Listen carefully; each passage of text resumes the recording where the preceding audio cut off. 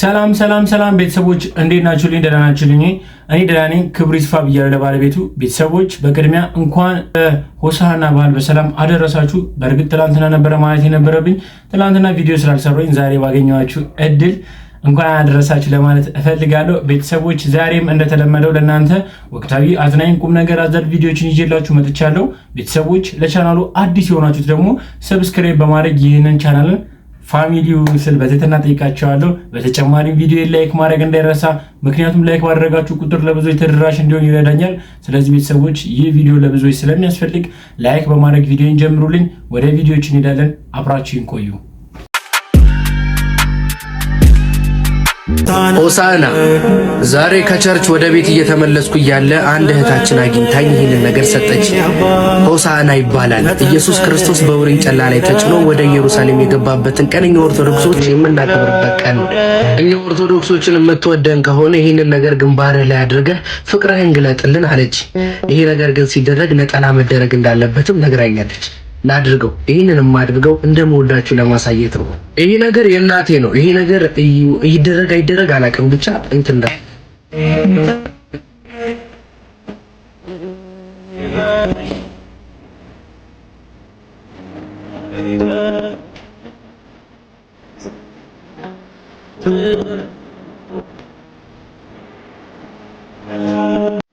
ችዬበታለሁ። ብዙ አላውቅበትም፣ ግን ያው ካዛነፍኩኝ ይቀርበኝ።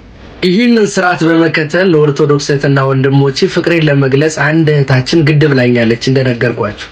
ይኸው ስርዓቱን ተከትዬ ፍቅሬን እነግራችኋለሁ። በጣም ነው የምወዳችሁ። እንኳን አደረሳት። እዚህ ጋር ያለው መስቀል ምሳሌነቱ በጣም ከባድ ነው። ከድቅድቅ ጨለማ ወደሚደነቅ ብርሃን ያመጣል። በዚህ እንጨት ላይ ተንጠልጥሎ ነው ኢየሱስ ክርስቶስ እኛን ለማዳን ትልቅ መስዋዕትነት ከፍሎ በውርንጭላ ላይ ተጭኖ ወደ ኢየሩሳሌም የገባው ይልቁንም ተሰቅሎ ላዳነን ጌታ ክብር ይሁንለት። ወዳችሁ እንግዲህ ቤተሰቦች ያየ ቪዲዮ እንዳያችሁት ነው። ያው በዚህ ቪዲዮ ላይ የምናየው ወንድማችን የፕሮቴስታንት እምነት ተከታይ ሲሆን፣ ነገር ግን አንድ የኦርቶዶክስ እምነት ተከታይ የሆነች እህታችን ይህንን ነገርን አርጎ ሆሳዕናን አብሮ እንዲያሳልፍ ጥያቄ ያቀረበችለት መሰረት እሱም ይህን ነገርን ጥያቄዋን ተቀብሎ እንግዲህ እንደምታዩት በዚህ መልኩ የሆሳዕናን ቀንን ምክንያት በማድረግ ዘንባባ በግንባሩ አርጎ ቪዲዮ ሰርቶ ለቋል። እንግዲህ ቤተሰቦች በዚህ ጉዳይ ብዙ ሰዎች አለመስማማት ይታይባቸዋል። ምክንያቱም ኦርቶዶክስን ነው የሚወክለው፣ ፕሮቴስታንትን እስልምናን ነው የሚወክለው ብሎ ነው አብዛኛው ሰው የሚያስበው። ነገር ግን አንዳንድ ጊዜ ከራስ እምነት ወጥቶ የሌላ እምነት ላይም ሄዶ ደግሞ እንደዚህ አይነት ስራም ደግሞ የሚሰሩ ሰዎችም አሉ። በዚህ ጉዳይ እናንተ ትስማማላችሁ? የእናንተ መስማማት አለመስማማት እንዳለ ሆኖ በዚህ ጉዳይ ላይ ከጥቂት ቀናት በፊት ትንሽ ክርክር ተፈጥሮ ነበረ። እስቲ አንድ ቪዲዮ ልጋብዛችሁና ተመልሼ። ወጣቱ ሃይማኖት ተነካ ሲባል ሆ ብሎ እንደሚወጣው ስለ ሃይማኖት ወቅ ተማር ሲባልም ሆ ብሎ ሊወጣ ይገባል። መስጊድ ሲሰራ ክርስቲያን ብር ማዋጣት የለበትም። እንደ ሙስሊም ጥምቀት ለማክበር መንገድ የሚጠርገው አልሐምዱሊላህ ታቦታችን በሰላም ገባ የሚለው በሰላም ይግባው፣ ግን እንደ አንድ አማኝ እኮ ያን ነገር ማድረግ የለበትም። ሃይማኖቱ አይፈቅድማ። ተከባበሩ፣ ተቻቻሉ ይላል። ግን ያኛውን ሰው የሚያረጋውን ነገር ያኛው ሰው የሚያረጋው እኮ በዚህኛው እምነት እይታ ሲታይ በአዳም ልኮ ነው። ያኛውም ደግሞ የዚህኛውን ሃይማኖት ሲያየው አሁን ለምሳሌ መስጊድ ሲሰራ አንድ ክርስቲያን ብር ማዋጣት የለበትም። እውነት ለመናገር መጀመሪያ የራሳችንን ምን እንደሚል እንወቅ፣ ከዛ ማሽቃበጡ ይደርሳል። በሁለቱም ወገን ለመወደድ መሞከር አያስፈልግም። በቃ እውነት ደግሞ ምንጊዜም አትወደድም። የተወሰነ ሰው ሊወድ ይችላል፣ የተወሰነ ሰው ላይወድ ይችላል። የራስን መጀመሪያ ጥንቅቅ አድርገህ ማወቅ ነው፣ ከዛ የሌሎችን ማክበር ነው። ሙስሊም ሆነ ጥምቀት አልሐምዱሊላህ ታቦታችን ገባ ልትል አይገባም። ክርስቲያን ሆነ ደግሞ ለመስጊድ ማሰሪያ ብር ልታወጣ አይገባም። እውነት እንነጋገር ከተባለና መጀመሪያ የራሳችንን እንወቅ። የሚያክሰው ሶሻል ሚዲያ ላይ ወጥቶ እኮ አይንኮሻኮሽም። እምነት የሚኖር ነገር ነው እንጂ ወጥተህ የምታወራው ምናምን ነገር አይደለም። አንዳንድ ደግሞ ቲክቶክ ላይ ወጣችሁ ሁለታችሁ ትጋጩና ህዝቡን ታጋጫላችሁ። የየትኛውም ሃይማኖት እኮ የዛኛውን ሃይማኖት እንድጠላ ምናምን እንድሰደብ አያዝም። ስለዚህ ስርዓት ብንይዝ መልካም ነው፣ ባንንኮሻኮሽ መልካም ነው እላለሁ።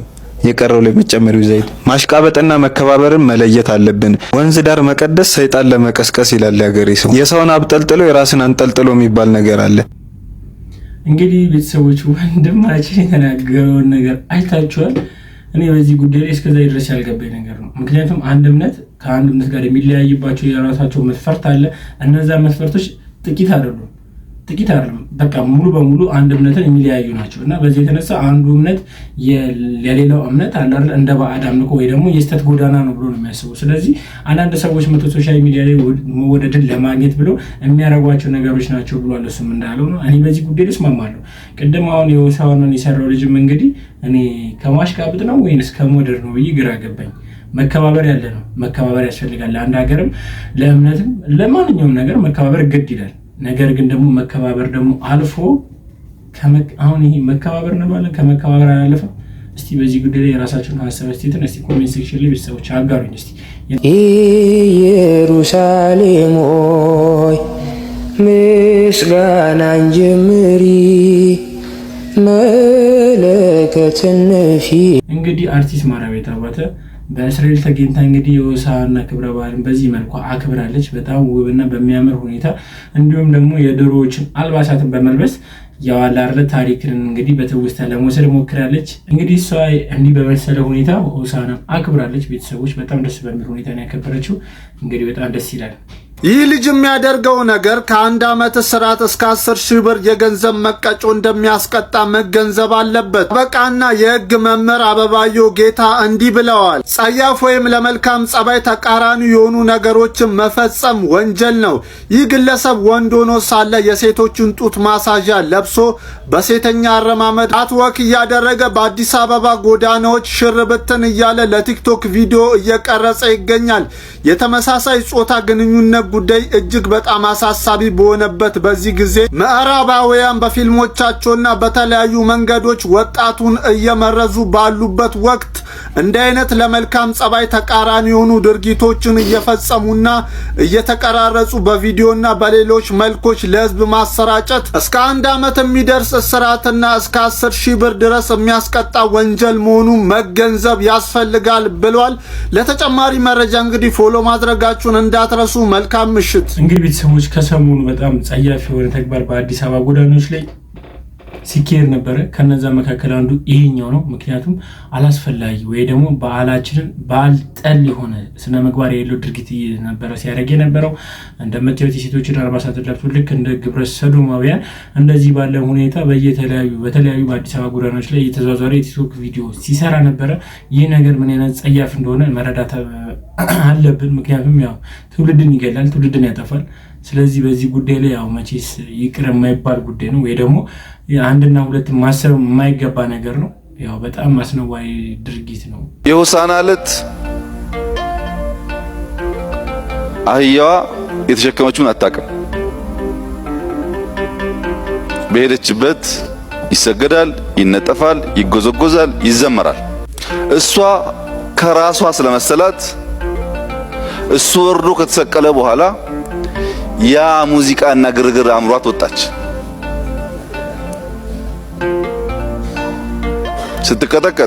ስትቀጠቀጥ ቤት ገብታ እናቷን በቀደም እንደዛ ያነጠፉልኝ፣ የዘመሩልኝ፣ የሰገዱልኝ ደበደቡኝ እኮ አለቻት። የሰገደልህም ያመሰገነህም ያሸበሸበልህም የለም። አንተ ላይ ያለው ላይ ነበረ። እሱ ስትል ይቀራል ማለት ነው። እሱ ሲኖርህ ብቻ ነው እሱ ሲኖር ብቻ ነው ያ ነገር የሚቀጥለው። አላችሁ አንዳንድ ሰዎች ስትጀምሩ በጣም ተሸክማችሁት ያያችሁ ካስቀመጣችሁት በኋላም ግን የምትጠብቁ ማለት ነው። እንግዲህ ቤተሰቦች ይህ ቪዲዮ ራሱ እኔ ግራ ካጋባኝ ቪዲዮዎች መካከል ነው። ማለት ከምን አንጻር ነው የተረዳችሁት? ማለት እኔ የተረዳሁት በሁለት አንጻር ነው እና ሁለቱንም የተረዳሁበት መንገድ ያው መቼስ ያው እንግዲህ የምታዩት ነገር ነው። ብቻ ግን ለማንኛውም የተረዳችሁበት መንገድ እናንተ ብታስረዱኝ፣ የተረዳሁበትን ደግሞ እናንተ ኮሜንት ላይ ከምትጽፉት አይቼ በቀጣይ ቪዲዮ ሰርቼበት እመጣለሁ። ይሄ ቃሌ ነው። እንግዲህ የተረዳችሁበትን መንገድ እስቲ ግለጹልኝ እስቲ ኮሜንት ሴክሽን ላይ። ቤተሰቦች እፎይ በመባል የሚታወቀው ወንድማችን ያው ከሰሞኑ በተለያዩ ሶሻል ሚዲያዎች ላይ ከእስልምና እምነት አስተምህሮ ጋር ተያይዞ የተለያዩ ክርክሮችን ወይ ደግሞ የተለያዩ መነጋገሪያ ርዕሶችን እያነሳ ሲከራከር ነበረ። ይህ ወንድማችን ያው ብዙ አይነት መረጃዎች ሲወጡ ነበረ። ታስሯል፣ ተገሏል፣ ብዙ ነገር ሲባል ነበረ። ነገር ግን ትላንትና ማታ ራሱ በላይቭ ገብቶ ያስተላለፋቸው የተለያዩ መልእክቶች ነበሩ። ከነዛ መልእክቶች ላይ አጠር አድርጌ ተወሰኑትን አቀርብላችኋለሁ። ስራ ምክትል እንትኑ ወደዛ መምራት ነበረባቸው አቡነ አብርሃም አልፈቀዱልንም። እሳቸው ባለመፍቀዱ በህግ አካላት በቤተክርስቲያኒቱ እንትን እያንዳንዱ የጸደቀውና እነሱን ሊያስጠይቃቸው የሚችልበትን አጋጣሚ እኛ መክሰስና እነሱን ተጠያቂ ማድረግ ምንችልበትን ውድቅ እንዲሆን ሆኗል ማለት ነው። ሜቢ ይሰማለኝ ስታክ አድርጓል። እኔ ጋር ይሰማል። ኦኬ ይሰማለሁ። ስለዚህ እሳቸው ፈቃደኛ ባለመሆናቸው በእሳቸው ምክንያት ወደዛ ሳይሄድ ቀርቶ ውድቅ ሆኖብናል ማለት ነው። የሊቃውንት ጉባኤ እንትኖች ኦኬ፣ አንዴ ቲክቶክ እንትን እያለ ነው። እሰማለሁ ይሰማል። እሺ፣ ስታክ እያደረገብኝ ነው። ኦኬ፣ አሁን ተመልሻለሁ። መልካም። የሊቃውንት ጉባኤ እንትኑም አምጡ ወደኛ የተነሱትን ጽርፈቶች ምላሽ የሚያስፈልጋቸውንም ምላሽ እንሰጣለን፣ በህግ የሚጠየቁትንም በህግ እንጠይቃለን ብለውን ነበረ። እንግዲህ ወደዛ ለመሄድ አሁንም አቡነ አብርሃም መፈቀድ ነበረባቸው። አቡነ አብርሃም ሊፈቅዱልን አልቻሉም። ጋርቤጅ ውስጥ ጨምረውታል ማለት ነው። በህግ አካላት ረቆ የጸደቀውንና የቤተክርስቲያኒቱ እንትኖቹ የያዙትን ውድቅ እንዲሆን አድርገውብናል ማለት ነው። ስለዚህ ያለው አማራጭ በህግ እኛ መክሰስ እንዳንችል አቡነ አብርሃም አግደውናል፣ ከልክለውናል። እሱን ለምንድን ያደረጉት ደውላችሁ ጠይቋቸው። ምናውቀው ነገር የለም። ነገር ግን መጨረሻ ላይ እንግዲህ ቤተሰቦች እፎይ ላይ የቀረበውን ክስን የምናውቀው የሆኑ ሁላችንም ከዚህ በፊትም ቪዲዮ ተሰርቶበት ነበረ። ያው በሽብር ወንጀል ተከሶ ነበረ። ይህ ክስ ለእፎይ ተገቢ ነው ወይ የሚለውን ነገር ጥያቄ ለእናንተ ጠይቃቸዋለሁ። በተጨማሪም ቤተሰቦች እንግዲህ እፎይ እንደተናገረው እኔ ብቻ ለምን እከሰሳለሁ በሚል እነሱን ራሳቸውን ለመክሰስ እያሰበ ነበረ። ያው ማለትም ከዚህ በፊት በክርስትና እምነት ላይ በተለይ በኦርቶዶክስ ላይ ጸያፍ አላስፈላጊ ስድቦችን፣ አላስፈላጊ ነውር የሆኑትን ነገሮችን በመናገር ኢየሱስ ክርስቶስን በማቅለል ብዙ አይነት ቪዲዮዎችን ተሰርተው ነበረ። እነዚህን የሰሩትን አካላቶችን ደግሞ ለመክሰስ እሱ እየሞከሩ ነበር እነሱ። ነገር ግን ይህን ደግሞ የመጨረሻ ፍቃድ የሚያስፈልገው ከማን ነው? ከአቡነ አብርሃም ነው። ነገር ግን ያንን ፍቃድ ከልክሏቸዋል። ለምን እንደከለከሏቸው እስካሁን ማንም ሰው የሚያውቅ ነገር የለም። ምናልባት እነሱ የከለከሉባቸው ምክንያት ያው እንግዲህ እስካሁን ማንም የሚያውቀው ነገር የለም። ምናልባት አዲስ ነገር ካለ እኔ ቪዲዮ ሰርቼ የማሳውቋችሁ ይሆናል። ቤተሰቦች በዚህ ጉዳይ ላይ እስቲ እናንተን ሀሳብ አስተያየትን አጋሩኝ። ብንሄድ ይሻለናል ምንልበት እንደዛ እንድንሰራና እንደዛ እንድንናፍቅ እንዲያደርገን ያው በጸሎት አስቡን። ዋናው እሱ ነው። ሁላችንም እዚህ እንትን የምንለው ነገ እኔ ዛሬ አናውቀው። ነገር ግን እስካለንበት ድረስ በደንብ መስራት አለብን። አዎ መስራት አለብን። ተቋም መሆን አለበት። አዎ ተቋም መሆን አለበት ብያችኋለሁ። እንዲህ ተልካሻ ነገሮች ቲክቶክ፣ ፌስቡክ፣ ቴሌግራም፣ ዩቲዩብ እንደዚህ ላይ ብቻ ሳይሆን ተቋም እናደርገዋለን ብለናል። እግዚአብሔር ፈቅዶ ደግሞ ደጋግ ባለጸጎች አብረውና ያሉት አሁን ላይ በሙያቸው በተለያየ ዘርፍ ሊረዱን ፈቃደኛ የሆኑ በጣም ትልልቅ ቦታ ያሉ ትልልቅ ፖዚሽን ላይ ያሉ ከአመራር ጀምሮ ትልልቅ ድርጅቶች ያሏቸው ጭምር አብረውና ያሉት ሜቢ እሱን ቀጣይ እንትን የምንላችሁ ይሆናል። እንዲህ ቲክቶክ ላይ ብቻ ሳይሆን በቴሌቪዥን የምታዩበት በቴሌቪዥን የምንመጣበት አጋጣሚዎች አሉ። ትንሽ ልፋቶች አሉ። ብዙ ቦታ ላይ በጣም እጅግ ብዙ በቀን 2-3 ቦታ ላይ እንትን ፋይሎች እንትን እያልን ነው ማለት ፕሬዘንት የምናደርጋቸው አሉ። ብዙ መረጃዎች ይፈልጋሉ ከኛ። ምንድነው የምትፈልጉት? ምን እናደርግላችሁ? በምን ያህል መጠን ነው መስራት የፈለጋችሁት? ፕሮፖዛላችሁን አስገቡልን ይሉናል እና ያንን ማድረግ ትንሽ አድካሚ ነው። ያንን ሁሉ ፕሮፖዛሎች እየሰራን እንትን እያልን ነው እና ሜቢ ትንሽ ጊዜያቶች ናቸው። ሜቢ እንደ እግዚአብሔር ፍቃድ በትልልቅ ሚዲያዎች ጭምር በቴሌቪዥንም ራሱን የቻሉ ዩኒቨርሲቲዎች የሚከፈቱበትንም ሰዎች እንደዚህ ከእስልምና ወጥተው ማይቸገሩበት ስራ የሚሰሩበት ራሳቸውን የቻለ ድርጅት የሚከፈትበትን ኤቭሪቲንግ አክቹአሊ ፕሮፖዛሎቻችንን እንትን ብለናል። ያንን የማድረግ አቅም ያላቸው ተራ ሰዎች ሳይሆኑ እጅግ ባለጸጋ የሆኑ አሉ የሚባሉ እንደ ሀገሪቷ ላይ አሉ የሚባሉ ሰዎችም ከጎናችን ስላሉ ግን እነሱ ዝም ብለው ስለማይሉ ተጨባጭ ነገሮችን ይፈልጋሉ። ሂደቶች ላይ ነን። እንግዲህ እግዚአብሔር ከረዳን መምህር እንዳሉት ያው እንሰራለን።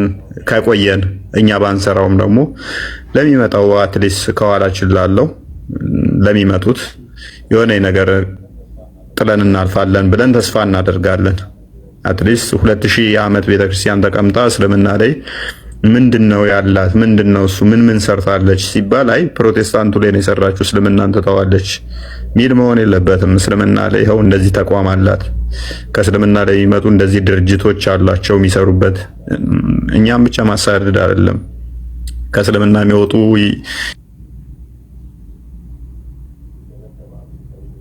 ይደበደባሉ፣ ከቤተሰብ ይባረራሉ። በጣም አስቸጋሪ እንትኖች አሉት። እኔ በጣም የሚያሳዝነኝ በቃ ብዙ ጊዜ ማዝነው ከእስልምና ወጥተው ጀስ ከዛ በኋላ ያለውን ስቃያቸውን ስሰማ አዝናለሁ። በብዙ ነገሮች አዝናለሁ። ልረዷቸው ማችሉ አለ አንዳንዴ ከአቅም ውስንነት የተነሳ ስቃይ ውስጥ ሲገቡ ስተዋቸው በጣም ያሳዝናልና እንደኛ እንግዲህ እንደሰማችሁት ቤተሰቦች ምን ያህል ተደራጅተው እየሰሩ እንደሆነ እንዲሁም ደግሞ በምን ያህል ደረጃ አሁን ላይ ያሉባቸውን ጉዳዮችን አብዛኛው ነገር በማሳደግ የተሻለ ስራ ለመስራት እየጠሩ እንደሆነ ራሳቸውን ከሶሻል ሚዲያ በማውጣት እንደራሳቸው እንደ ተቋም ገንብተው በቴሌቪዥንም ጣቢያ ሊሆን ይችላል፣ በተለያዩም ቴሌቪዥንም በሬዲዮም ይችላል። ብቻ ግን የኮሚኒኬሽን ሴንተሮች በሆኑ በእነሱም ለመስራት እንዳቀዱ በተጨማሪም ደግሞ የራሱን የቻለ ዩኒቨርሲቲ ከፍቶ ደግሞ አስተምህሮትን ለመቀጠል እንዳሰቡ እያሳየ ነው። ይህ ነገር መልካም ነው ብዬ አስባለሁ። ቤተሰቦች አብዛኛው ሰው ማወቅ ያለበትን ጉዳይ ሊያውቅ ይገባል ብዬ አስባለሁ። በዚህ ጉዳይ ላይ ምንም ጥያቄ የለውም። ስለዚህ ቤተሰቦች ያው እግዚአብሔር ይርዳቸው። በዚህ ሳምንት ባልና ሚስት አብረው አይተኙም። የጣፈጠ ምግብ አይበላም። ቢቻል የጨው ቂጣ አይቻልም። ሰው ሁሉ እንዳቅሙ ጥሩ ውሃ ብቻ በመጠጣት ወይን የሚያሰክር መጠጥ፣ ጣፋጭ መጠጥ ባለመጠጣት፣ ምቹ ቦታ ላይ ባለመተኛት፣ ስጋዊ ጨዋታዎችን፣ ቀልዶችን ሁሉ በማስወገድ ዘፈን፣ ጨዋታ፣ ድልቂያ፣ ተድላ ደስታ። በሕማማት የተደሰተ ሰው በትንሣኤ ሊያለቅስ ይገባዋል ይላሉ 318ቱ ሊቃውንት በፍትሐ ነገሥት ሲናገሩ። ድግስ የለም በዚህ ሳምንት። ይህን ሁሉ አስበን ከጌታ ጋር የምንታመምበት ሳምንት ነው። ከክርስቶስ ጋር የታመመ ሰው ከክርስቶስ ጋር ይነሳልና እነዚህ ሕማማትም ለእኛ ክብሮቻችን ናቸው።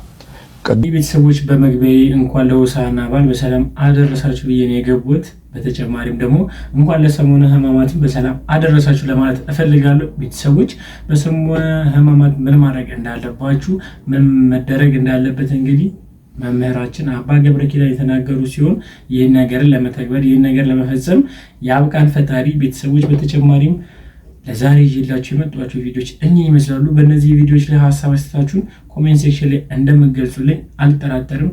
ቤተሰቦች እንዲጨምር፣ እንዲቀነስ፣ እንዲስተካከል የምትፈልጉት ነገር ካለ ኮሜንት ሴክሽን ላይ አጋሩኝ። እኔም ደግሞ ኮሜንት ሴክሽኑን በመመልከት ማስተካከል ያለብኝ የነገራችሁኝ ማንኛውም ነገርን ለመተግበር እሞክራለሁ። ቤተሰቦች ለዛሬ ይዤላችሁ የመጧቸው ቪዲዮዎች እኚህ ይመስላሉ። በቀጣይ ቪዲዮዎች እስክንገናኝ ሰላም ቆዩ። እወዳችኋለሁ።